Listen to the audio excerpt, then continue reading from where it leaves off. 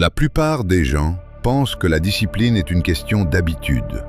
Se lever tôt, bien manger, travailler dur. Ils voient ça comme une série de comportements à répéter. Mais cette vision est incomplète. Parce que la vraie discipline ne commence pas dans l'action. Elle commence dans le conflit intérieur. Ce moment précis où ton esprit te dit « pas aujourd'hui, tu es fatigué, tu peux repousser » et où malgré tout, tu agis. C'est là que tout se joue. La discipline extrême n'est pas une routine confortable, c'est une rupture avec ta propre faiblesse. Si ce contenu t'apporte de la valeur et t'aide à devenir plus fort mentalement, abonne-toi à la chaîne pour ne rien manquer des prochaines vidéos. Et si cette vidéo a résonné en toi, laisse un like et rejoins la communauté dès maintenant. Chaque jour, il y a une version de toi qui cherche la facilité. Une version qui veut éviter l'effort, qui veut rester dans le confort, qui cherche des excuses crédibles pour ne pas avancer. Et le problème, ce n'est pas qu'elle existe. Le problème, c'est que la plupart des gens l'écoutent. Ils négocient avec elle, ils discutent, ils cherchent des compromis. Je commencerai demain. Juste aujourd'hui, je me repose. Je n'ai pas l'énergie. Et petit à petit, ces négociations deviennent une habitude de céder, une habitude de reculer, une habitude de trahir ses propres engagements. La discipline extrême, c'est mettre fin à cette négociation. C'est décider que tes émotions n'ont plus le pouvoir de dicter tes actions, que ta fatigue n'est plus une excuse, que ton envie n'est plus un critère. Tu ne demandes plus à ton esprit s'il a envie de faire le travail. Tu lui donnes un ordre et tu exécutes. C'est froid, c'est direct, mais c'est précisément ce qui te libère. Parce que tant que tes actions dépendent de ton état émotionnel, tu es instable. Un jour tu es motivé, tu avances. Le lendemain tu es fatigué, tu t'arrêtes. Un jour tu te sens fort, tu travailles. Le lendemain tu doutes, tu abandonnes. Tu es constamment dépendant de quelque chose qui change en permanence.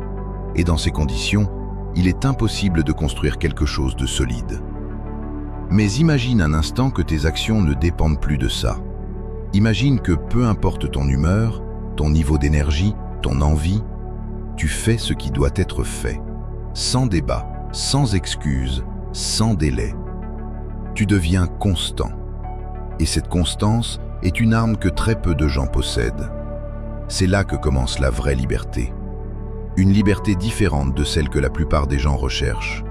Pas la liberté de faire ce que tu veux, quand tu veux, mais la liberté de faire ce que tu dois faire, peu importe ce que tu ressens. Une liberté intérieure, une indépendance mentale.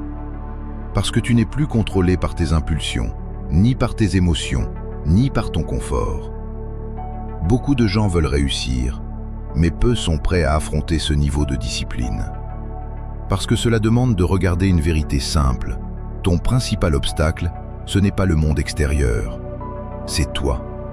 C'est ta tendance à éviter l'effort. C'est ta capacité à te convaincre que ce n'est pas le bon moment. C'est ton habitude de céder dès que ça devient inconfortable.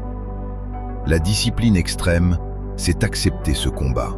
C'est comprendre que chaque fois que tu choisis l'effort plutôt que la facilité, tu renforces quelque chose en toi. Et chaque fois que tu cèdes, tu l'affaiblis. Tu es en train de te conditionner, jour après jour, soit à devenir fort, soit à rester faible.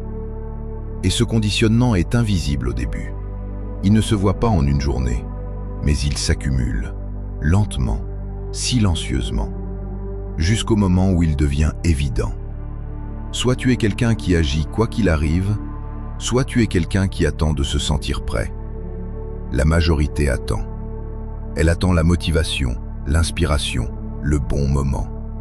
Mais ces choses sont instables. Elles viennent et repartent. Si tu construis ta vie dessus, tu construis sur du sable. La discipline extrême te propose autre chose.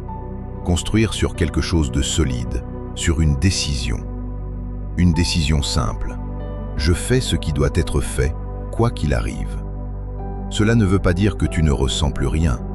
Tu ressens toujours la fatigue. Tu ressens toujours l'envie de t'arrêter. Tu ressens toujours le doute. Mais tu changes ta relation avec ces émotions. Tu ne les suis plus.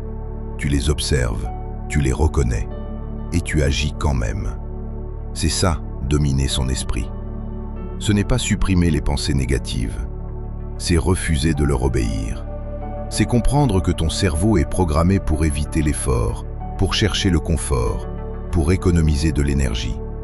Et si tu le laisses décider, il te ramènera toujours vers la facilité, pas vers la croissance. Alors tu prends le contrôle, tu imposes une direction, tu crées une structure dans laquelle ton esprit doit fonctionner. Tu réduis l'espace pour l'hésitation, tu passes plus vite à l'action. Tu arrêtes de réfléchir quand tu es dans un moment de faiblesse. Parce que réfléchir dans ces moments-là, c'est souvent chercher une excuse.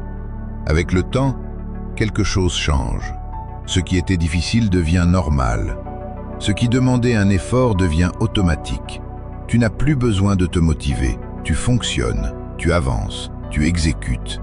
Et c'est là que tu commences à devenir réellement dangereux, dans le bon sens du terme. Parce que tu n'es plus prévisible, tu n'es plus dépendant de ton état interne. Les autres ne comprennent pas toujours. Ils pensent que tu es froid, rigide, extrême. Mais ils ne voient pas ce que tu gagnes en échange. Une stabilité mentale, une confiance profonde, une capacité à avancer dans n'importe quelle condition. Parce qu'au final, la discipline extrême ne consiste pas à te forcer à faire des choses difficiles. Elle consiste à devenir quelqu'un pour qui ces choses ne sont plus négociables. Quelqu'un qui agit par principe, pas par envie. Quelqu'un qui respecte ses engagements, même quand personne ne regarde. Et c'est là que tu changes de niveau. Parce que tu arrêtes d'être une personne qui essaie, tu deviens une personne qui fait, sans bruit, sans excuses, sans compromis. La vérité, c'est que la plupart des gens ne manquent pas de potentiel. Ils manquent de constance. Et cette constance ne vient pas de la motivation. Elle vient de la discipline. Une discipline dure, exigeante, parfois inconfortable, mais incroyablement puissante. Alors pose-toi une question simple. Est-ce que tes actions dépendent de ce que tu ressens ou de ce que tu as décidé? Parce que ta réponse détermine tout. Elle détermine ta progression, elle détermine tes résultats, elle détermine la personne que tu es en train de devenir. Et si tu choisis la discipline extrême, tu choisis une voie difficile, une voie exigeante, mais une voie qui mène à quelque chose que très peu de gens atteignent, un contrôle total sur toi-même. Et dans ce contrôle, il y a une liberté que rien ni personne ne peut enlever. La plupart des gens parlent trop. Ils parlent de leurs objectifs, de leurs ambitions, de leurs projets, avant même d'avoir posé la première pierre. Ils annoncent une transformation qui n'a pas encore commencé. Ils exposent une vision qui n'a pas encore été construite. Et sur le moment, ça leur donne une sensation de progression, une illusion de mouvement. Mais en réalité, ils viennent de perdre une partie de leur puissance. Parce que parler trop tôt, c'est relâcher la pression. C'est chercher une validation externe avant même d'avoir fait le travail. Et cette validation agit comme une récompense anticipée. Ton cerveau croit que tu avances, alors que tu n'as encore rien prouvé. Le pouvoir du silence, c'est l'inverse de ce réflexe. C'est une discipline, une retenue, une manière de garder ton énergie dirigée vers l'action plutôt que vers l'exposition. Quand tu décides de te taire, tu crées un espace. Un espace où ton travail devient plus intense, plus concentré, plus réel. Tu n'as plus besoin d'expliquer, tu n'as plus besoin de convaincre, tu n'as plus besoin d'être compris. Tu es seul face à ce que tu dois faire. Et dans cet espace, il n'y a plus de place pour l'illusion. Il n'y a que l'exécution. Le silence protège ton intention. Il empêche les interférences. Parce que chaque fois que tu parles de tes objectifs, tu ouvres une porte aux opinions, aux jugements, aux doutes des autres. Certains vont te soutenir, d'autres vont te critiquer, d'autres encore vont projeter leurs propres limites sur toi. Et même inconsciemment, tout cela influence ton esprit. Cela te détourne, cela te ralentit, cela te fait douter. Alors que lorsque tu travailles en silence, tu avances sans bruit, sans pression extérieure, sans distraction inutile. Il y a une force particulière dans le fait de ne rien dire, une forme de contrôle. Tu n'es plus en train de demander au monde « Est-ce que je peux devenir cette personne ?» Tu décides, tu agis, tu construis, et le monde découvre le résultat une fois qu'il est déjà là. pas avant, pas pendant, après. Et à ce moment-là, il n'y a plus de débat, il n'y a plus d'opinion, il n'y a que la réalité. Construire dans l'ombre, c'est accepter d'avancer sans reconnaissance immédiate. C'est accepter que personne ne voit tes efforts, que personne ne sache ce que tu es en train de bâtir. Et pour beaucoup, c'est difficile, parce que l'être humain cherche naturellement l'approbation. Il veut être vu, il veut être validé, il veut sentir qu'il progresse. Mais cette recherche constante d'attention affaiblit la discipline. Elle crée une dépendance. Tu commences à agir non pas pour progresser, mais pour être vu en train de progresser. Le silence coupe cette dépendance. Il te ramène à l'essentiel, à la seule chose qui compte vraiment, ce que tu fais. Pas ce que tu dis, pas ce que tu montres, ce que tu fais concrètement, chaque jour. Et dans cette simplicité, tu deviens plus dangereux. Parce que tu accumules du travail réel, sans bruit, sans distraction, sans besoin de reconnaissance. Imagine disparaître pendant un certain temps. Pas physiquement, mais mentalement. Tu arrêtes d'annoncer, tu arrêtes de poster, tu arrêtes de partager chaque étape. Tu te concentres uniquement sur ton développement, sur ton corps, ton esprit, ton travail. Tu coupes le bruit, tu élimines les distractions, tu réduis les interactions inutiles et tu travailles, jour après jour, dans le silence. Au début, c'est inconfortable. Tu as l'impression de ne pas exister, de ne pas avancer, parce que tu n'as plus ce retour immédiat. Mais progressivement, quelque chose change. Tu commences à voir des résultats réels, pas des likes, pas des commentaires, des résultats concrets. Tu progresses, tu évolues, tu te transformes. Et quand tu réapparais, tu n'as rien à expliquer.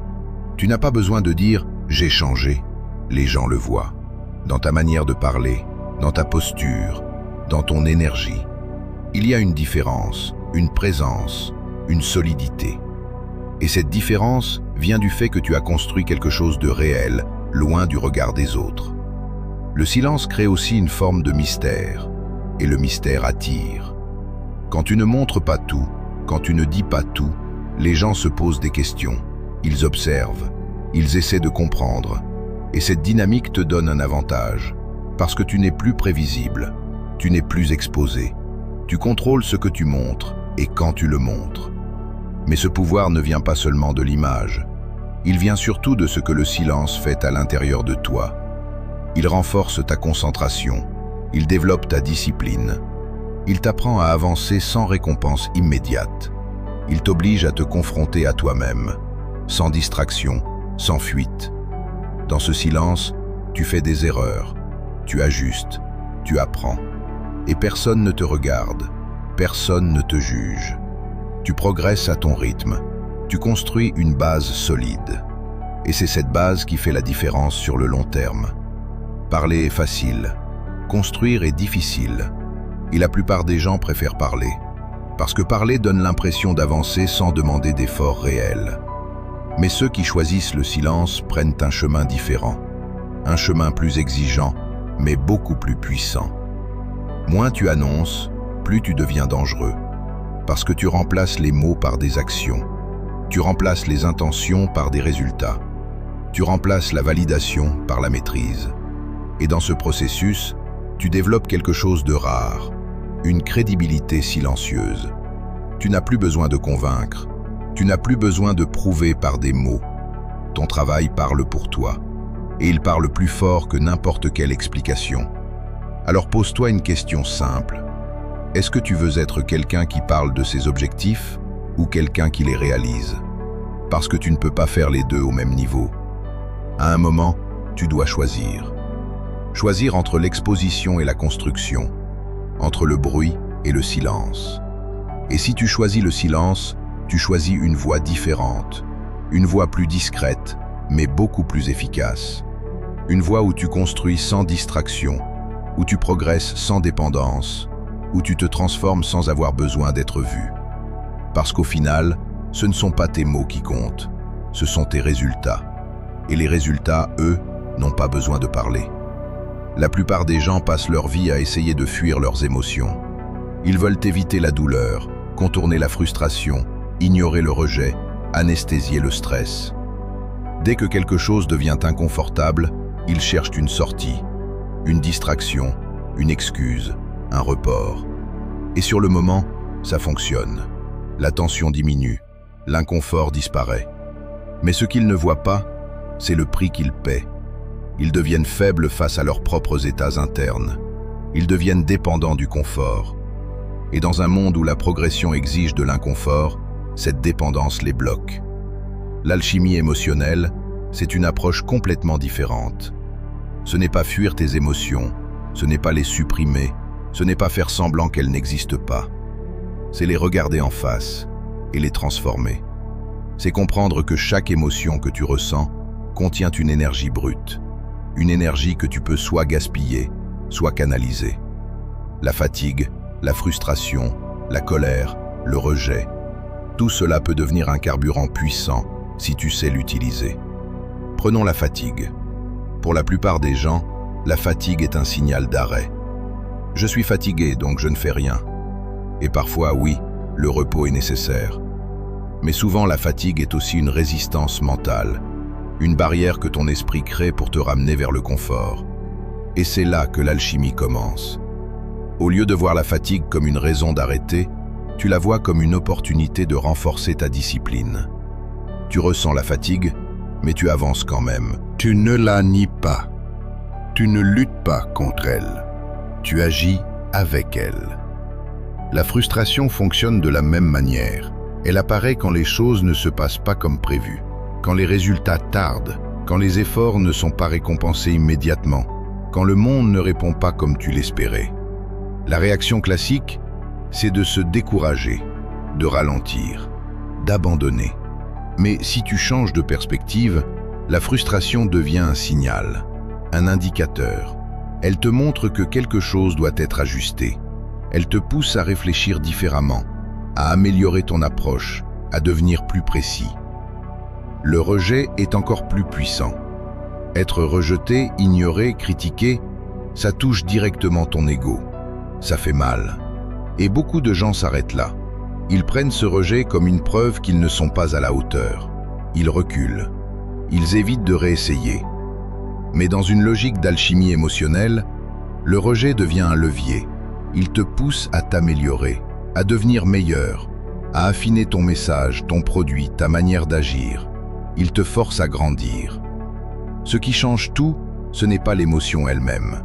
C'est la manière dont tu y réagis. La plupart des gens subissent leurs émotions. Elles dictent leurs actions. S'ils se sentent bien, ils avancent. S'ils se sentent mal, ils s'arrêtent. Leur progression devient dépendante de leur état interne. Et comme cet état change constamment, leur progression est instable. Mais quand tu maîtrises l'alchimie émotionnelle, tu changes cette dynamique. Tu arrêtes de demander à tes émotions la permission d'agir. Tu les utilises comme une source d'énergie. Tu ressens, mais tu ne subis plus. Tu prends cette énergie brute et tu la rediriges vers l'action. C'est là que tu deviens dangereux, parce que tu ne dépends plus de conditions idéales pour avancer. Tu peux être fatigué et travailler, frustré et progresser, rejeté et continuer. Tu n'as plus besoin de te sentir bien pour agir.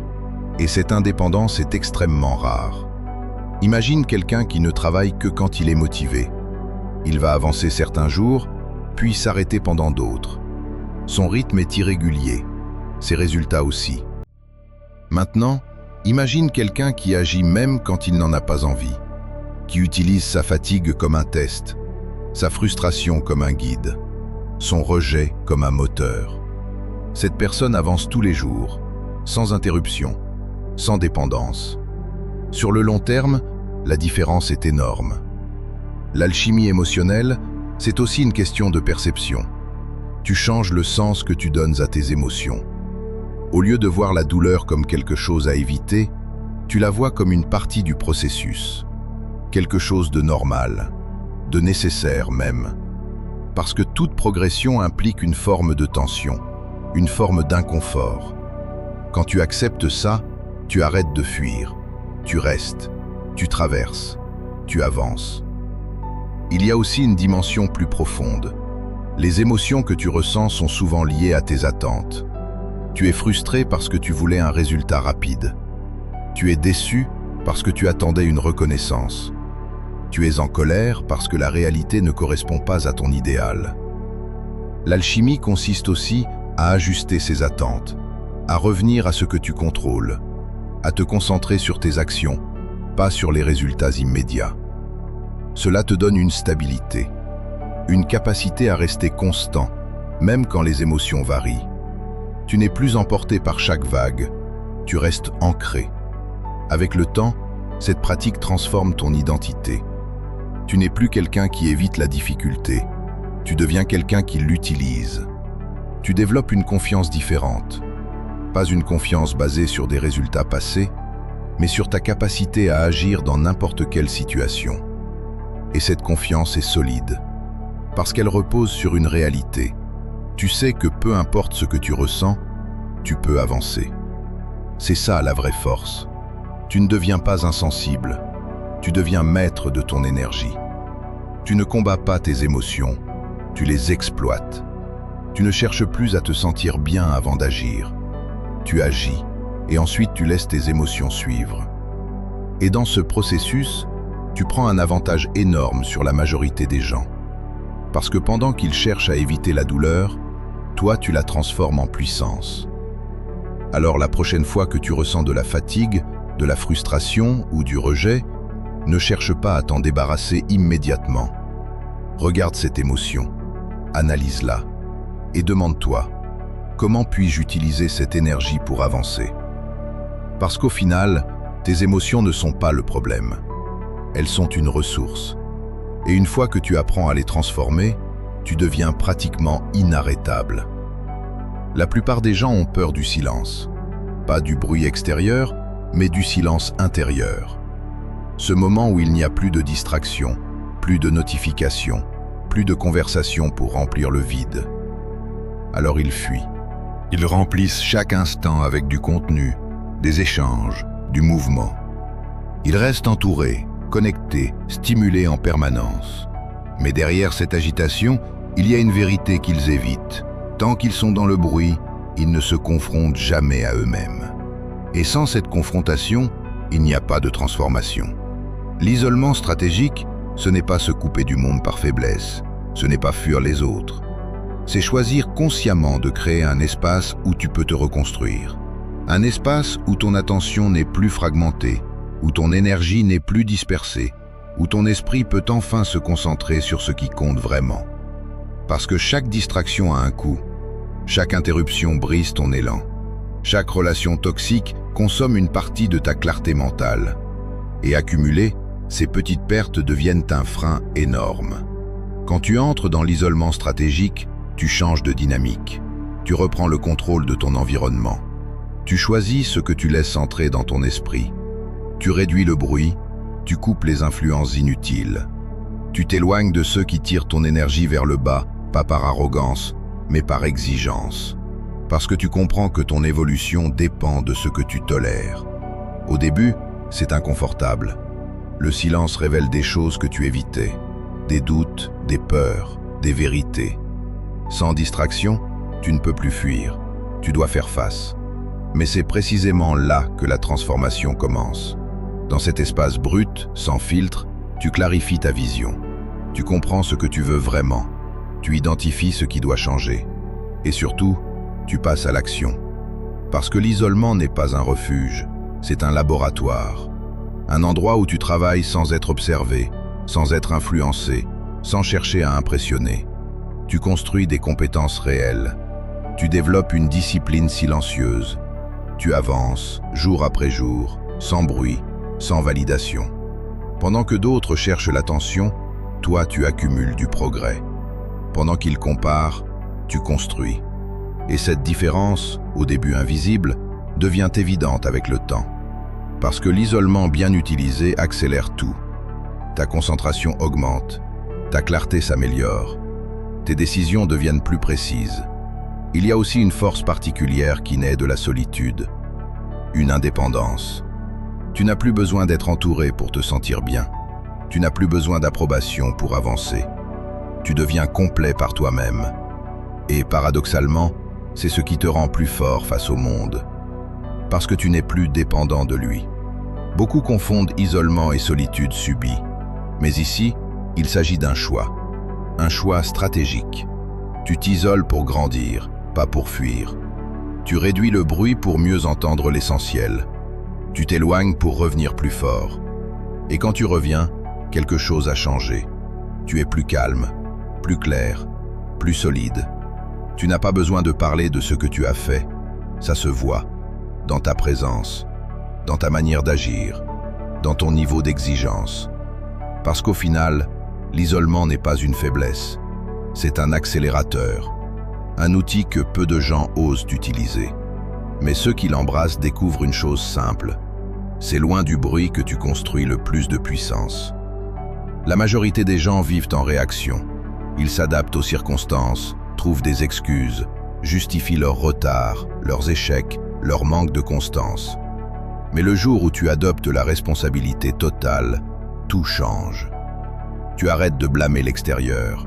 Tu comprends que même si tu ne contrôles pas tout, tu contrôles toujours ta direction. Et à partir de là, tu imposes des standards. Pas des objectifs vagues, mais des règles non négociables. Tu fais ce qui doit être fait, même quand c'est difficile, même quand personne ne regarde. Tu refuses la médiocrité, tu refuses les compromis, tu refuses de redescendre à un niveau confortable. Parce que tu sais que chaque fois que tu baisses tes standards, tu affaiblis ton identité. Et chaque fois que tu les respectes, tu construis une force que rien ne peut arrêter.